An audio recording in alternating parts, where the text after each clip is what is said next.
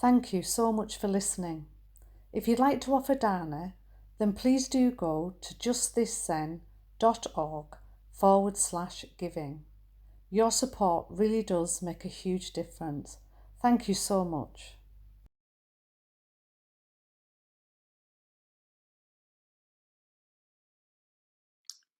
Welcome, everyone.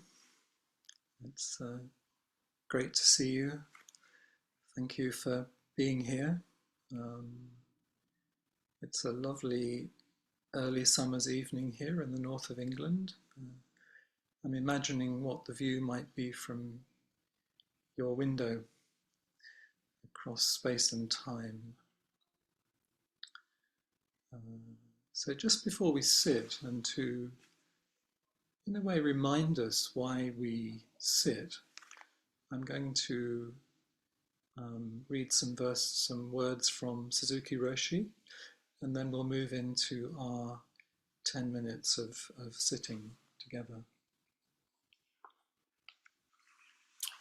Suzuki Roshi said, "To feel your being here in this moment is a very important practice. To feel or to be yourself at a certain time in a certain place. That is why we practice our way."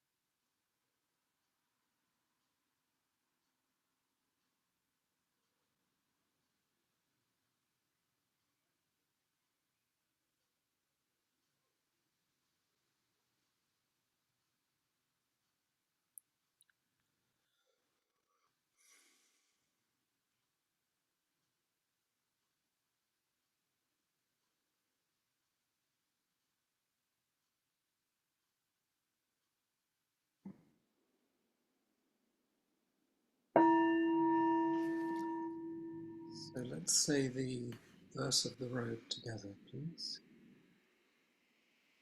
Vast is the robe of liberation, a formless field of benefaction.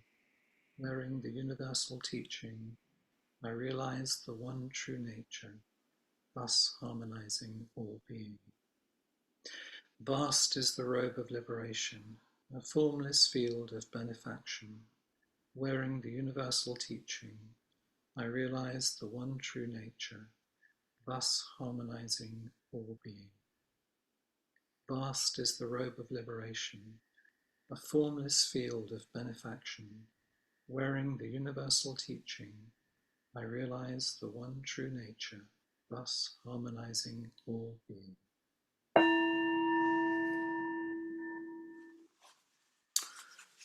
So welcome again. Today I'd like to reuse a few of the quotes I've used in some of my recent talks, but in a different way and in a different context. They're still very much alive and present in my practice. I'm going to be making a different meal with different flavors with some of my ingredients. So the piece that I read from the beginning of our sitting, to feel your being here in this moment, is a very important practice. To feel or to be yourself at a certain time, in a certain place. That is why we practice our way. And I've lived with this statement for some time, but I couldn't remember in what context Suzuki Roshi shared it. And then I found it, and it's actually in the context of ritual and ceremony. He said, I want you to do ceremonies until you are sure of your response to other people. You will find yourself in various situations, and you will know intuitively what you should do. It can sound quite counterintuitive to think that if you engage in ceremony, you might become more responsive to other people and more intuitive. So I've been very curious about that statement, and that it occurs with the statement I read to you earlier. I have 3.5-year-old grandsons, Jesse and Kit, and they live near the sea, and they like watching a program called Saving Lives at Sea, which is a documentary about the various rescues that take place off the coast of the UK. And they like playing Saving Lives at Sea. So our rug becomes the sea, and the sofa becomes the lifeboat. And I think every member of the family has been saved from a disaster at sea recently. And they sometimes wrap you in a blanket, and they check you over to see whether you need any further treatment. And just recently, they found some plasters. I think they're called Band-Aids in the United States. And they went around various family members putting plasters on these injuries that we had from being at sea. And I identified an injury on my head, just here. And they both wanted to put the plaster on, which is what usually happens. So I said, okay, Kit, you put the plaster on, but be very careful because it's going to hurt. And Jesse, you can hold my hand and say kind things. So I had Kit putting the plaster on my head, and Jesse was ready to say kind things. And as he did that, he said, I love you.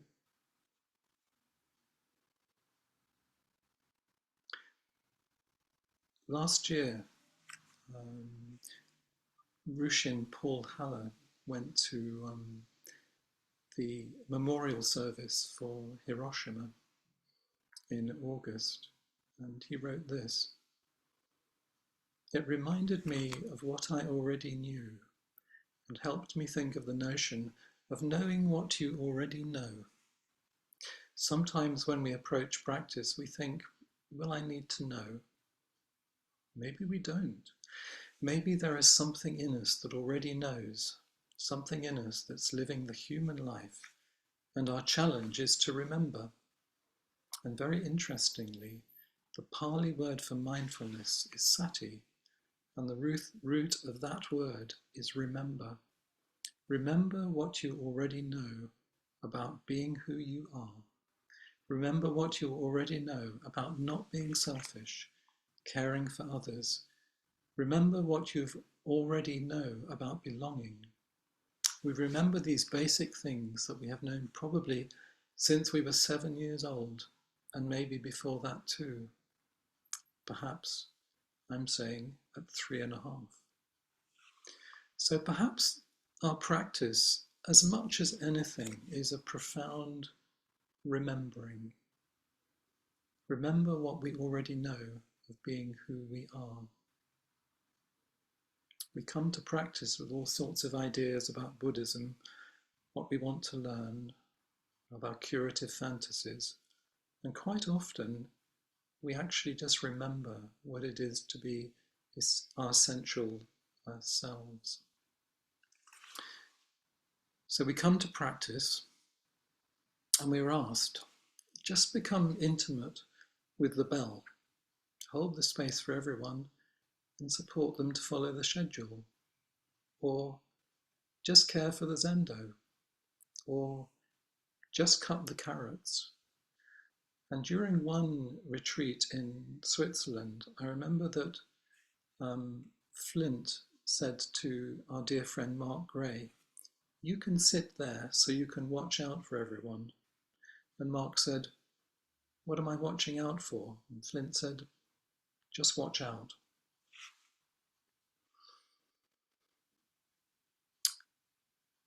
Lungtan, who was a disciple of Dawu, was very concerned about his progress on the path.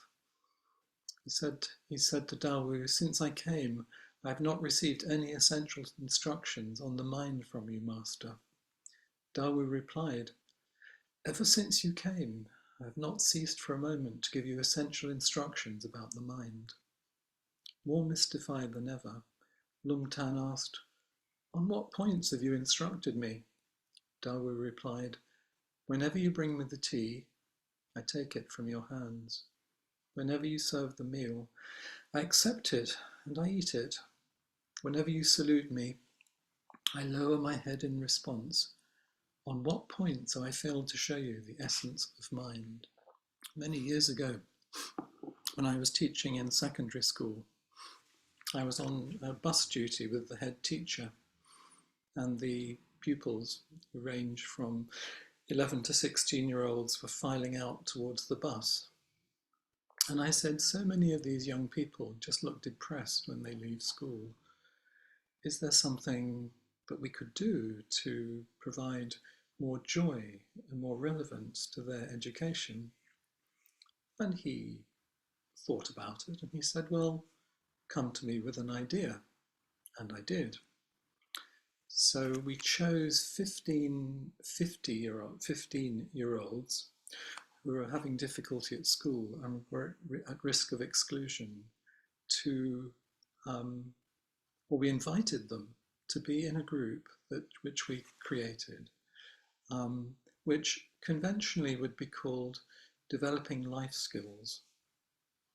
So we approached them, and I think there was something significant in that they were chosen. We love to be chosen, don't we? So I chose them, and they chose me. So that was the first, in a way, the first threshold we crossed. And it's very unusual in a compulsory education system to have that kind of choice. So we we kind of dived into the creative chaos that you can imagine with 15-year-olds co-creating something together. And one of the things we did was to invite community groups to come to be with us for afternoons. And we explored how it would be to greet somebody at the school door, how it would be to escort them through the corridors. We made refreshments. We prepared a welcome speech, and they prepared sometimes a play to show to the visiting group. So we were doing things that I thought of as conventionally life skills, but actually, now I reflect on it, we were creating caring for each other and ceremony, caring for each other and ceremony. So when it came to the end of our time together, the end of the 2 years, I went into the room on the final day, and they had prepared a party for me, and they'd collected money and trusted the people who went into town to buy the presents, to buy the present for me. They'd made cakes, they'd arranged the room, and someone made a short speech of appreciation. They engaged in ceremony. And I think they did it out of love and care. And if I think about what I offered them, is I probably offered them someone to care for and love a little bit, who had been through this whole process with them. And it was a very beautiful occasion, because they were offering back to me what I'd offered them. And the party lasted for an hour, and it went well for 20 minutes. And afterwards it was chaos, because they couldn't hold the form for very long. But it was a very beautiful thing, and we were used to, in some ways, the creative chaos that ensued. So Flint said recently during an inquiry, if someone asks you what is the essence of Soto Zen, this is what you tell them: simply taking care of things and ceremony. And I'm really curious about how we, as people who aren't in monasteries, and quite often not in zendos or in practice communities, how we actually extend the idea of ceremony into our lives with our loved ones and people in our community. And one place I'm going to mention today is the checkout in a supermarket. Because all of us, I imagine, here today, at some point go to a supermarket. So just as in a ceremony, you can pay attention to being in the food hall, how you place the precious food on the conveyor belt, how you greet the checkout clerk, how your eyes meet momentarily, and how you place the food in your bag. It's not about being performative or weird. Nobody should know your intention, but there is a kind orientation to actually meet the situation with attention. Flint said recently, it's in some ways really difficult to change who we are, but we can do something about our activity, how we lift a cup, open a door, lay a table, chop a carrot. All of those things are within our conscious choice every moment if we actually turn to them. So Nick Cave, who is a well-known musician, his son died, and a number of years ago, And he was having an interview with Andrew O'Hagan, and he talks about actually the ceremony of buying food in Infinity Foods in Brighton. He says, there's a vegetarian takeaway place in Brighton called Infinity, where I would eat sometimes. I went there the first time I'd gone out in public after Arthur had died. There was a woman who worked there, and I was always friendly with her, just the normal pleasantries, but I liked her. I was standing in the queue, and she asked me what I wanted, and it felt a little strange because there was no acknowledgement of anything. She treated me like anyone else, matter-of-factly, professionally. She gave me my food, and I gave her the money, and sorry, it's quite hard to talk about this. As she gave me back my change, she squeezed my hand purposefully. It was such a quiet act of kindness, the simplest and most articulate of gestures, but at the same time it meant more than all that anybody had tried to tell me, because of the failure of language in the face of catastrophe. She wished the best for me in that moment. There was something truly moving to me about that simple, wordless act of compassion. I'm wondering if the spaces we have for connection publicly are becoming more rare. Because in a supermarket now in the UK, and I think you must have the same in the United States, we have the self-checkout, where you just go to check out your things without meeting anybody unless the machine goes wrong. The self-checkout sounds to me like what you do when you die unaccompanied. The self-checkout.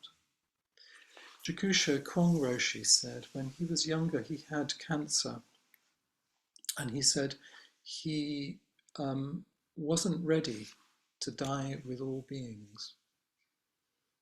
But now that he's been practicing for many, many, many years, he feels more ready to die with all beings, not alone. When we have inquiry in person, there's a particular way that it happens. So the person offering inquiry, usually Flint, he will hear someone lift a chair, the sound of their footsteps, their breathing, them coming into view, sitting down and settling before engaging. So the kind of ceremony of inquiry and the particular task of perceiving each other is helped by that pause. Catherine Thanas says, we seem to need pauses around things. Before I begin my talk, I settle myself on my cushion, just as you have settled yourselves, and then we chant. Chanting is a ritual pause. It is also an activity complete in itself. If I begin to speak immediately after entering, you might not be ready to listen, and I might not be ready to speak.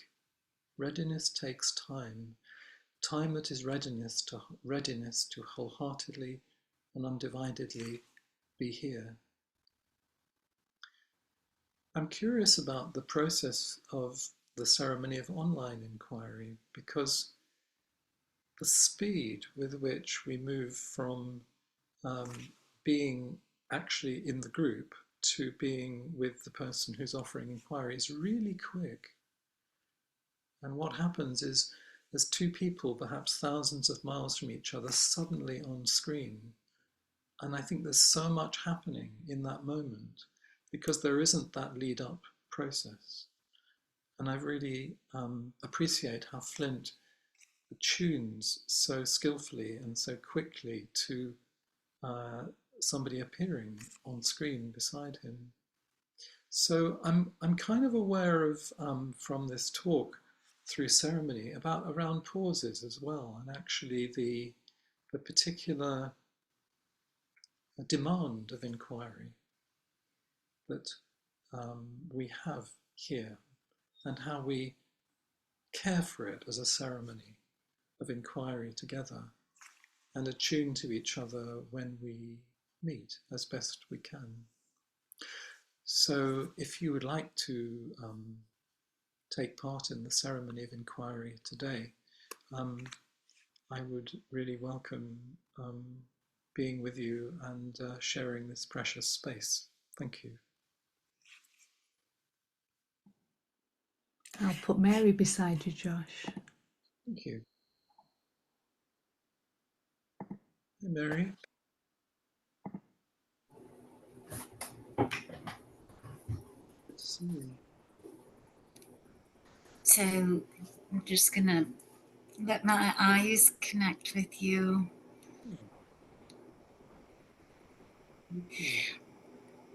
I just, with a lot of gratitude,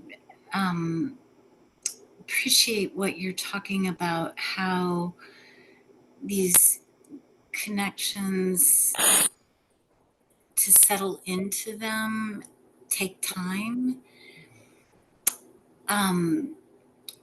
One of the things that I'm just noticing, I'm going to just preface this, is I just went to a 45-year reunion of connecting with people that some of which I hadn't seen in 45 years, and that settling in of just amazing how we did this dance and then were able to go so deep. It was at a boarding school that I had gone, and so this was formative years of being together.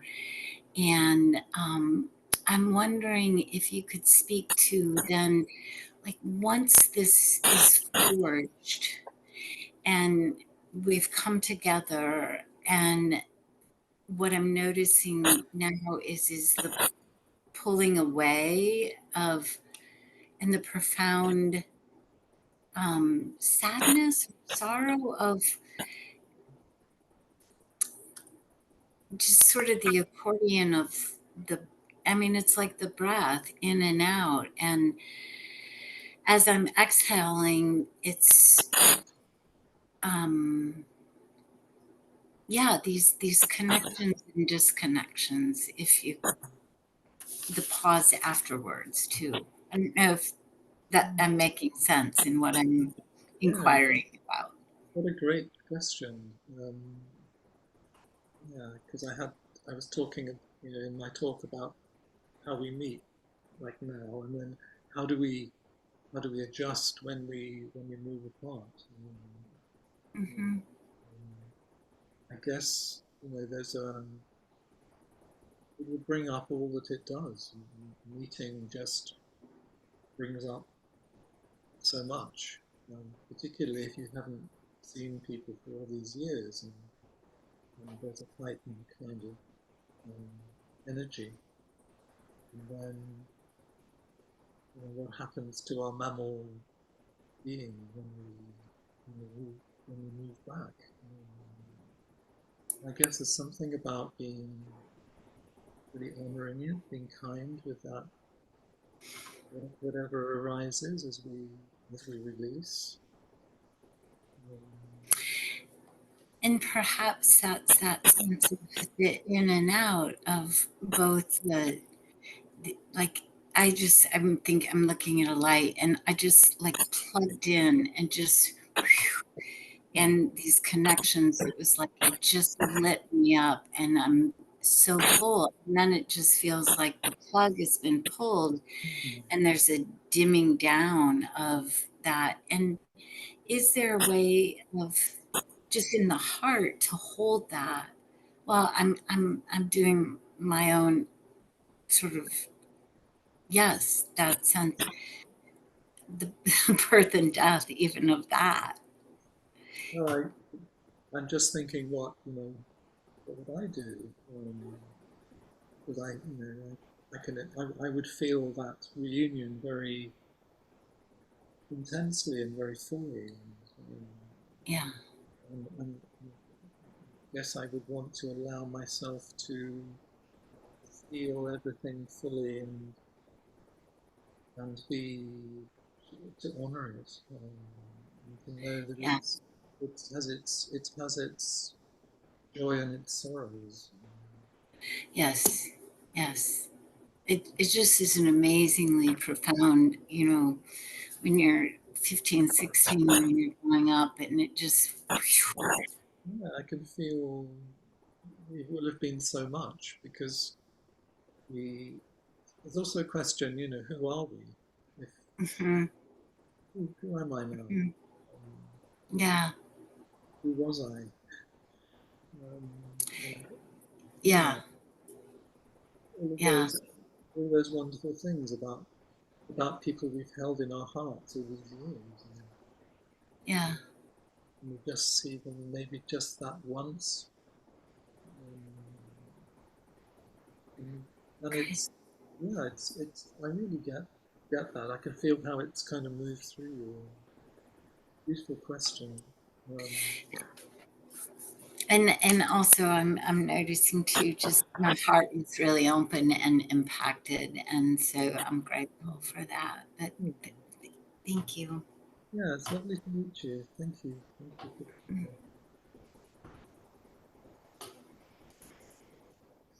Hi, Pam. I think you're muted right now. I think. Mhm. There we go.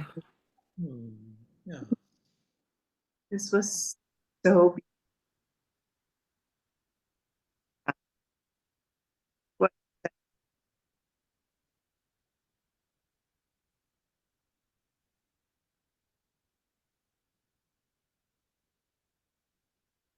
I know the right words for it.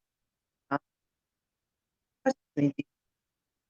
So I'm feeling what you're feeling, but your sound is breaking up a little bit. So I'm I'm kind of really with you, but I can't hear you. I'll see if I can talk a little louder so that maybe you can hear me. Okay. Okay. Um,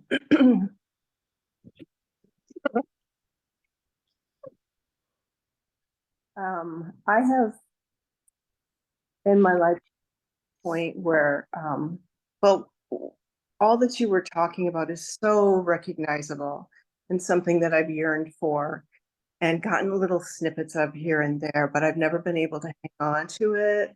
I mean, in a grasping way, but it will come in. And it's like I've not been able to make it a permanent thing in my life for various reasons. Um, but I've come to a point where I can't stand to live without it anymore. Mm. So I'm doing the transition between life as has been and life as I want it to be because I want to experience this. I want to live like this Mm. while I'm still living. I don't want to do my life without this. This is like the um and as I was listening to you putting it into words and um recognizing the huge value of it, it just somehow makes it easier for me to see a way forward. Mm. Mm. I just wanted to say thank you for that. Mm. And if you have any words going forward, those are certainly welcome. Not just the gratitude for hearing you talk about them, the just um, with which you always and the reverence for people. I'm Yeah. I mean, I love hearing your longing. It feels feel that experience of longing is sometimes really um,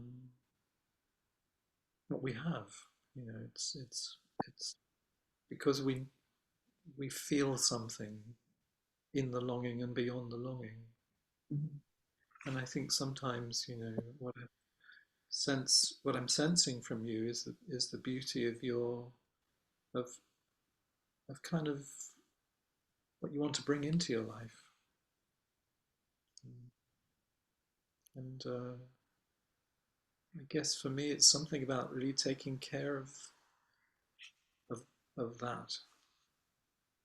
that essential kind of orientation that you have. Because I can feel it. You're expressing it.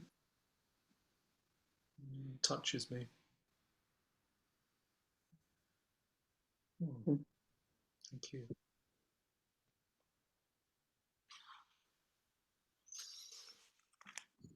Now, Bridget. Hello, good evening there. It's good to be with you. I too was very touched, particularly in how you were able to give one of your grandsons an important part while not having them each trying to stick a Band-Aid or plaster on your head. That moved me very much because it showed you could be both and. And I struggle with parts of myself where I feel like I can't be enough for someone in a situation. And so I take a sort of clear, direct tone, stepping back.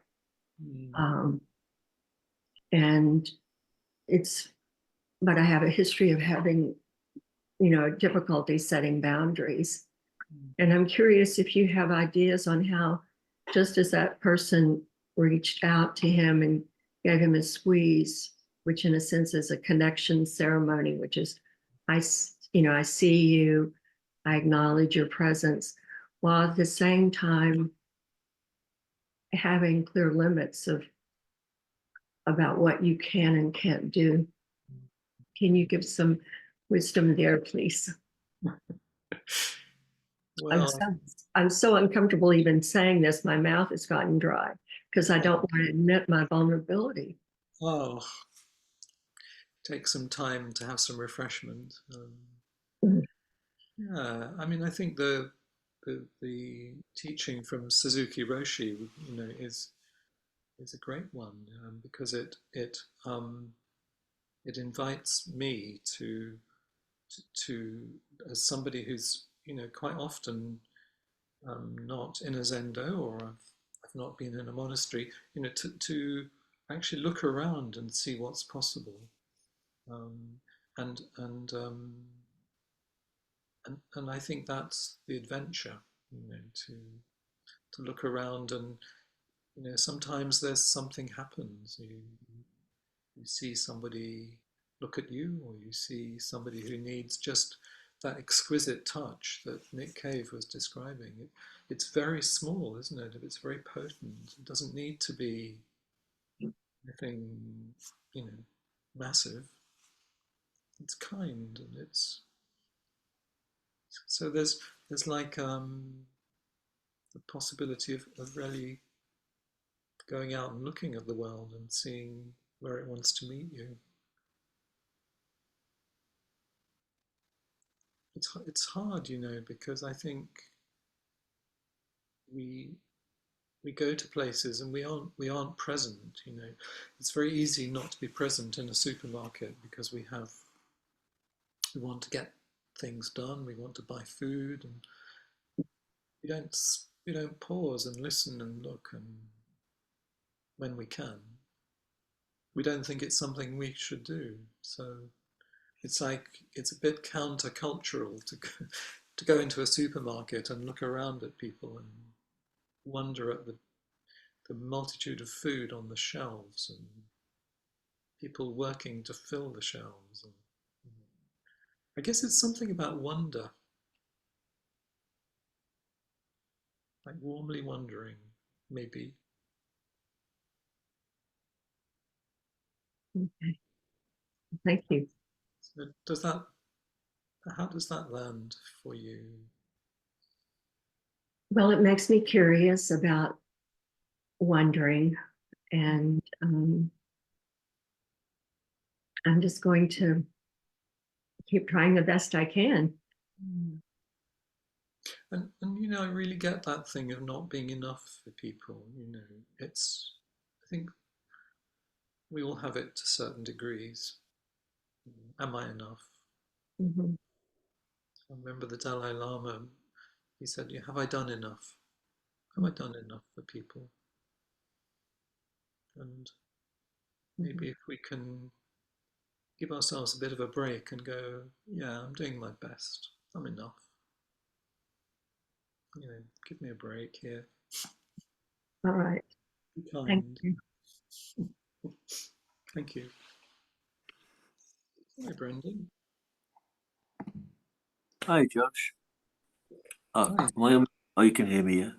I can, yeah. I'm doing well. Sorry, I got a thing just come up on the screen. I can hear you. That's fine. Yeah. Yeah. I wanted to go there was a point in your talk there when you were talking about ceremony, and it was basically saying that Soto Zen is taking care of things and practicing ceremony and practice a ceremony until you reach a point where you feel you're able to respond appropriately to any situation. I'm kind of curious about that, and I haven't been a fan of ceremony all my life. It's only recently and that my relationship with it's changing. But I do see its value. I really, so sometimes when we say the meal verse, and you think, wow, it's really good to think where this food comes from, and you have a different sense of what you're eating when you really think about where it's come from and that kind of thing. So I just wondered what is meant by that. How, if you're in ceremony, how to respond. How is that teaching you how to respond? Is there a particular ceremony in mind, or just all ceremony? Do you know what I can think about with the food, especially? It's like how to respond to your food, for example, by doing that ceremony, I suppose, by giving it respect it deserves. Yeah, I think so. Quite often we come to practice wanting to know about Buddhism or to improve our lives and to make less suffering, and so we come with that orientation, with a curative fantasy, which is good because it gets us to practice. But what often happens is a teacher will say, okay, I'd like you to take care of the bell. I'd like you to develop a relationship with the bell. And I'd like you to, as you did at the recent retreat, and I'd like you to hold the space, and I'd like you to support people to walk around the room. And you go, really? Is that it? And so there's something about trusting that following the schedule, um, treating things as sacred, both inside the Zendo and out, is a crucial part of this practice. And it's maybe not about. We do wonder, okay, is it about this, or is it just do it and see what happens, and do it again, and do it again, because the practice has gone on for centuries of doing this. So Okay, yeah. Yeah, okay. So treating the ceremony as a line of inquiry treat a ceremony as of itself. it's not an inquiry. Well, okay, it's more just do the ceremony. There's nothing you have to do, and I'm thinking this through. Just do the ceremony. Just follow and until you can see outside in the world that there are certain beautiful things. You see the sacredness in everything. Yeah, so it sounds to me like something you have to practice. It can't quite be named. It can't be named. It's like Suzuki Roshi said, to feel your being here in this place is a very important practice. To know yourself, to feel yourself. This is why to feel yourself in this place at a certain time, that is why we practice our way. So if you said that every place you went, it would be, I think it would be an interesting practice to take with you, take with us. If you're in, in the doctor's surgery, to feel your being in this place is a very important practice. You don't want to be there, but it's just a reminder of the continuousness of it. It's almost, it sounds like I'm just trying to get it in a nutshell, Josh. I think, and I might not be able to, but it's almost like the ceremony is practice. It is, yes. Yes. That is my understanding of it, that it is a complete practice. Because when you come to the practice, you're not essentially asked to believe in anything. You're asked to do something with your body and your mind, with other people.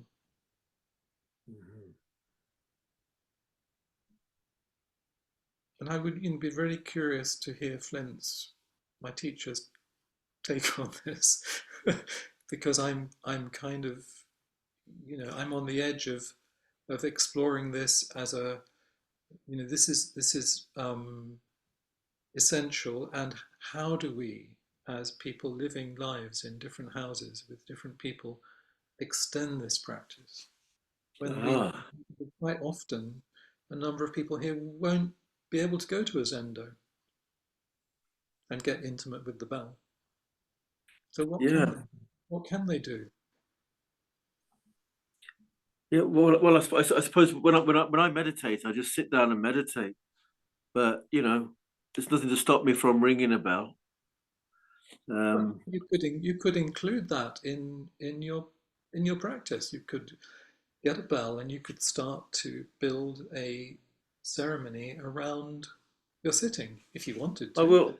I'll try that, because cognitively I go, what's the point in that? Absolutely. Ringing the bell, I'm just going to sit down and do the meditating. Yes. So I'll do that. Of course, your mind won't like it. Your mind will do what it does.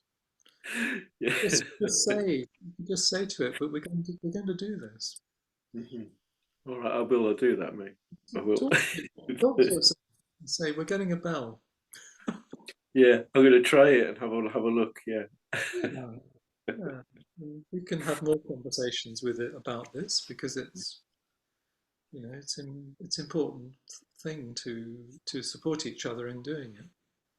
Yeah, I've certainly seen that the what's created when we do it as a group, and the container that's created. But yeah, I don't carry that on my own. No.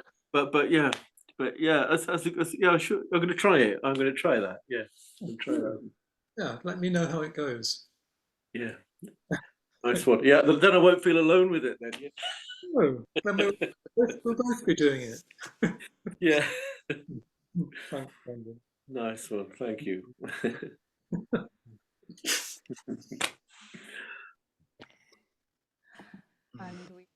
Hi, Gail.